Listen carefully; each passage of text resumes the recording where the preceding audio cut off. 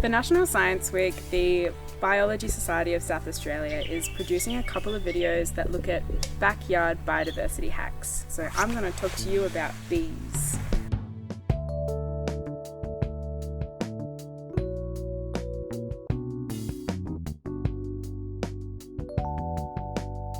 So when you think about bees, you're probably thinking of a honeybee, which are really important in agricultural pollination. But worldwide, there are actually 20,000 species of bees. And Australia, we're really lucky to have 2,000 species that are home here.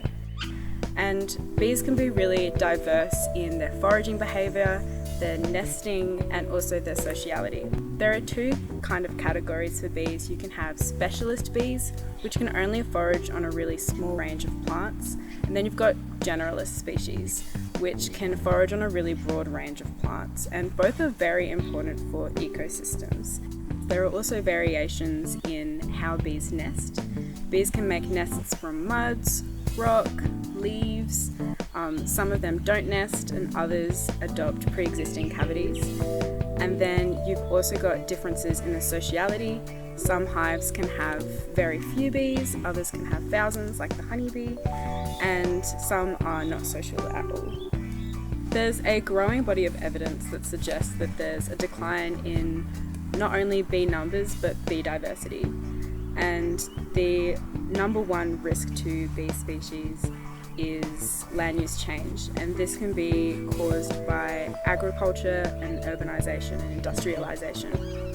This has a really big impact on bee species because it means that there's less food for bees, and by that I'm talking about flowers. Bees, they solely eat nectar and pollen from flowers. And I'm also going to talk about a growing problem that has come from people trying to help bee decline, and that is we are seeing an increase in urban beekeeping. This is quite a problem because in a situation where you have limited food and food deficit, adding more mouths to feed is kind of the last thing you'd want to do. And it's complicated because it is well-meaning and passionate individuals that might unknowingly contribute to the problem. And so the number one thing that we can do to help bee species is actually plant local native plants. Cities are actually scientifically proven to be really important for conservation of native bees, and that's because they are safe havens from things like pesticides and agricultural intensification. So it all starts in your backyard. You can head down to your local nursery, and in Adelaide in particular, they've been really good about getting handy resources on native plants you can grow for bees. You can have a lot of fun picking and choosing what flowers you're going to plant. So to get the most out of your garden for the bees, you can select plants based on what times they provide nectar or pollen to bees. First, we have the large leaf bush pea, which provides nectar and pollen for bees during spring and winter. And bees love peas, that's just a rule of thumb.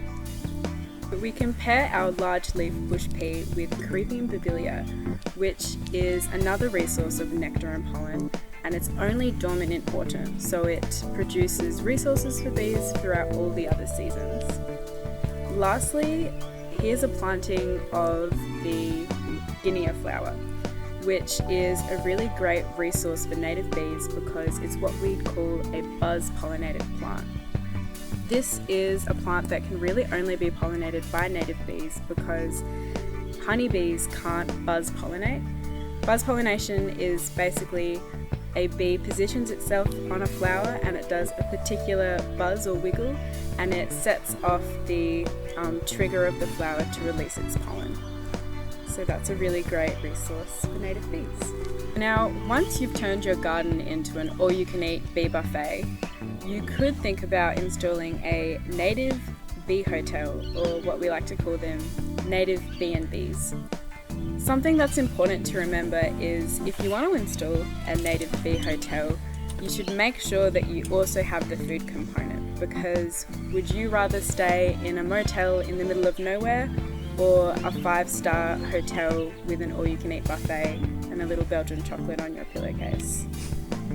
Bees like that luxury too.